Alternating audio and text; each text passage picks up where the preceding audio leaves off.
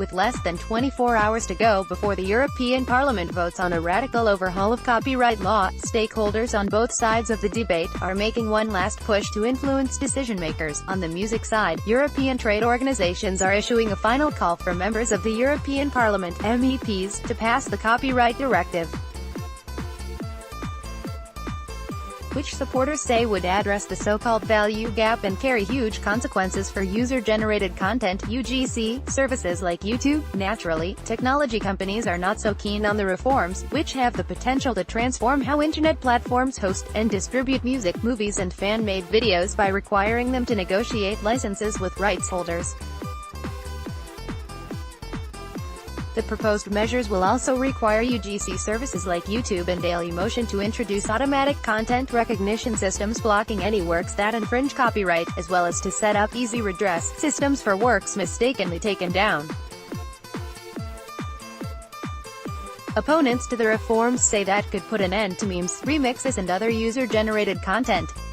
Supporters of the Copyright Directive strongly refute those claims.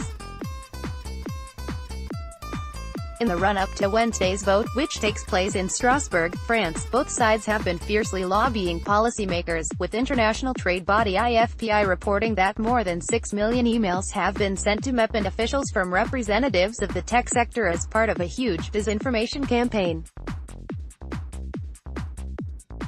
Unprecedented in scale and type, IFPI cites figures previously compiled by umbrella organisation UK Music using the European Union's lobbying transparency register, reporting that YouTube owner Google spent more than €31 million $36 million in 2016 to try and influence policy.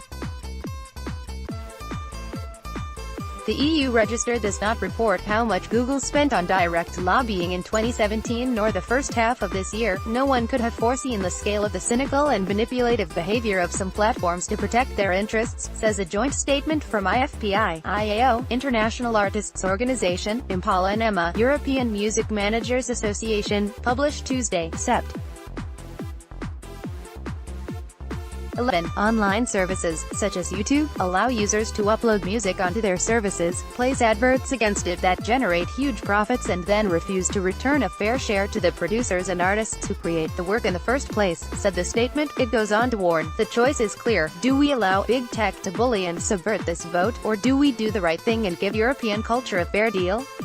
This Wednesday, the choice is with MEPs. GESAC, the European grouping of societies of authors and composers, representing over 1 million authors, has also issued a last-ditch call for parliamentarians to approve Article 13, the most contentious part of the Copyright Directive, which removes safe harbor provisions and, most controversially, requires platforms to systematically detect and block any copyright-protected content except when a license agreement has previously been agreed. This vote will not only be about protecting creators and ensuring they have a fair share of the benefits generated by their works, it will also be about the safekeeping of democracy from heavy-handed tech giant pressure, said GESAC in a statement. That's not a view shared by YouTube's chief business officer, Robert Kyncl, who last week published a blog post warning that some parts of the Copyright Directive, and Article 13 in particular, potentially undermine the creative economy, discouraging or even prohibiting platforms from hosting user-generated content. Addressing creators, Kyncl writes, this outcome would not only stifle your creative freedom, it could have severe, negative consequences for the fans, the communities and the revenue you have all worked so hard to create. He points to YouTube's sophisticated copyright management tools, including Content ID and the recently launched Copyright Match tool among the mechanisms that YouTube already uses to manage and monetize re-uploads of creators' content. Fugees member Wyclef Jean has also spoken out on the issue, expressing his belief that tougher copyright legislation takes musicians in the wrong direction. The solution to the challenges of the internet isn't to tear it down, it's to build on top of it.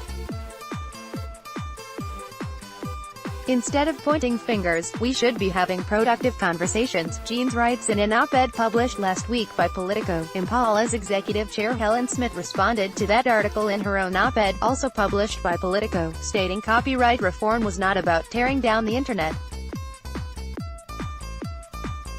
What we are asking lawmakers to do is to make sure that it works for everyone. The EU's Copyright Directive would make much-needed changes in the structure of the music industry, says Smith. Fans will be able to discover, share and enjoy more music. Licenses will automatically cover their uploads.